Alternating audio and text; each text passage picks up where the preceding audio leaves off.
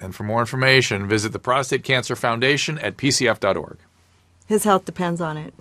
Wow, 35 minutes into the hour. We definitely know who's the boss in that relationship. That's what I'm talking about. Good thing she is. She's a huge hip-hop fan, too. Is she? She's a huge hip-hop. She loves your show. She loves all the Sirius stations. Oh, hip-hop. really? Oh, man. When she gets in my car, I have to put the hip-hop stations on. That's good. Yeah, tell your wife she's a citizen of Sway in the morning, Dr. Drew. She is. She knows that. Kelly, tell her who we have here today. The voice that you're listening to, you've heard him on HLN. You've heard him on VH1, Celebrity Rehab, yeah. Yes, Rehab. And you also have a radio show, Dr. Drew.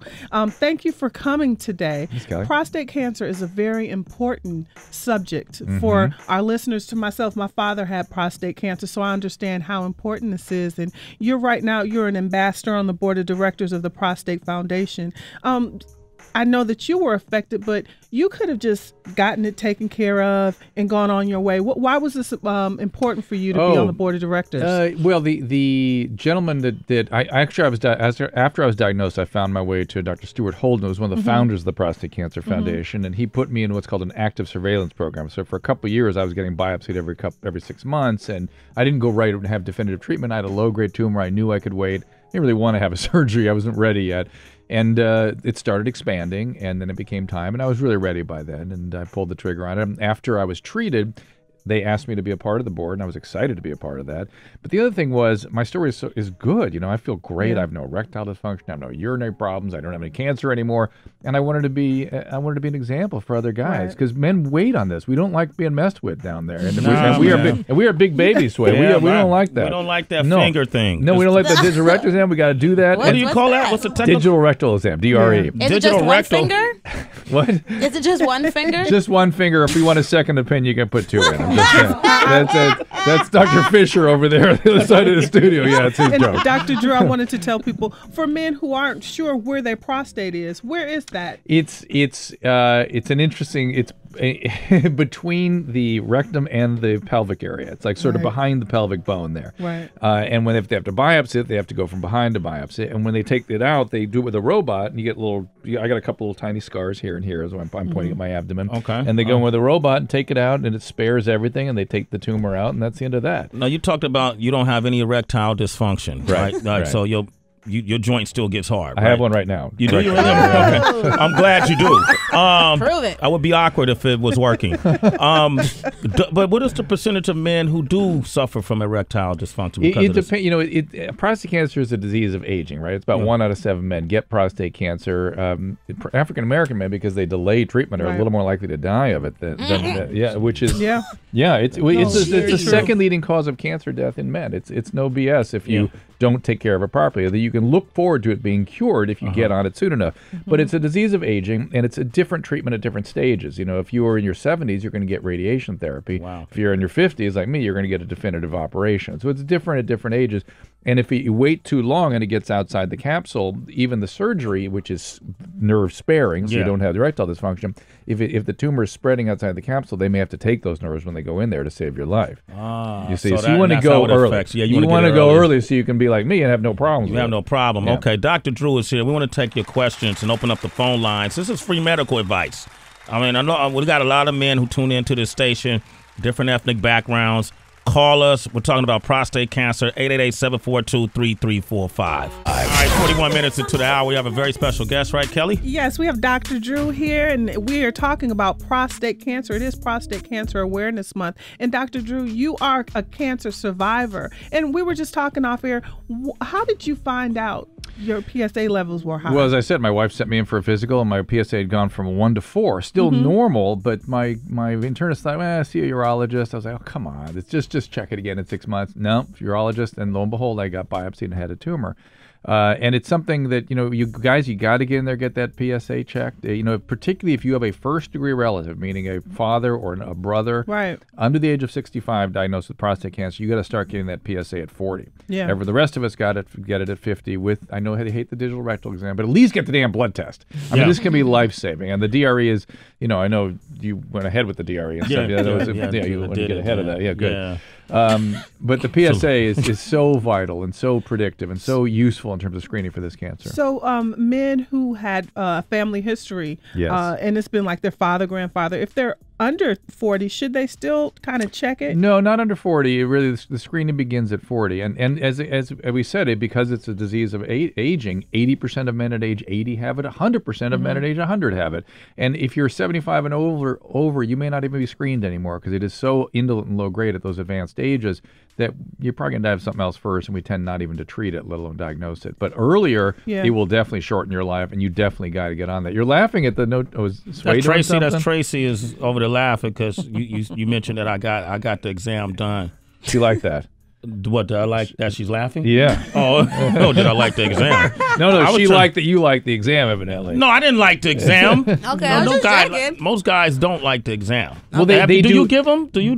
Oh, sure. For years and years. It's not fun as a doctor to do that, but it's an important part of the screening for the male. And the fact that men avoid that is we're babies. We got to stop this. And it's so silly. Again, you can look forward to even if you have the cancer, you can look forward to no consequences from the treatment. And you will die if you don't do it. So what the hell? Early detection is key. Key to the cure. Say that. All right. Key to the cure. We got Tony on the line from Texas. Say hello to Dr. Drew. Tony, how you doing? Hey, Dr. Drew. How you guys doing? Hi, Tony. What's up? Doing not much. Dr. Drew, thanks for taking my call. Calling about my father. He's 63. And I don't know if any of this is related to the topic you guys are talking about, but he urinates like every 30 minutes or so. Yeah. And he's pretty... I don't know, like sometimes you can see it affects him, like he's trying to spun around a little bit. And he's a smart man. Has he seen a physician about this? No, he hasn't. Yeah, and it's silly, right? Like a year. Okay, yeah, so probably that's called something called benign prostatic hypertrophy, or BPH, where as you get older, your prostate enlarges. That's a separate process from prostate cancer. But prostate cancer, as it progresses, can have similar symptoms. So he needs to go see a doctor and distinguish between these two. Right. Also, there can be infections. And by the way, if you have that kind of obstruction from BPH, the bladder can enlarge. It can back up into the kidneys. You can even get kidney failure from the obstruction. So he's got to get this done. And by the way, the treatments are not that big a deal. They're not that. It's really no worse than urinating every 30 minutes. Yeah. I know. That's what I try to tell him. He's just stubborn. No, he's got to go. Tone, you got to push him, Tone. Yeah. See a urologist. He needs to see a urologist. Hey, okay? Tone, do this. Tell him he's a citizen of Sway in the morning, man. That might I'll let him know. All right, man. And that Sway had his rectal exam, no problem. Okay, thanks, Dr. Drew. Thank you, man. Thank you, man. Okay, Mike is on the line from Missouri. Mike, what's up? Good morning, Sway. Good morning, HB and Dr. Drew. Yes, sir. And Mr. Kelly K. Good morning. I have a quick question.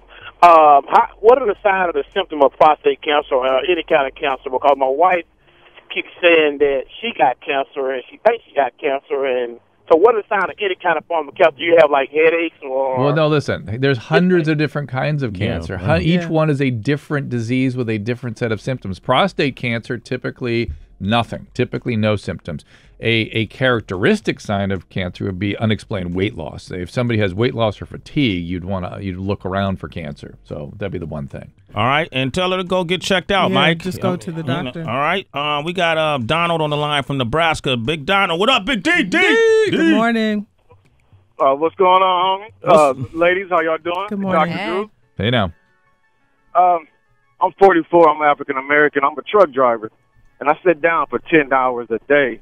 I was wondering, is it imperative for me to get checked before I turn 50? Do you have anybody in your family with prostate cancer?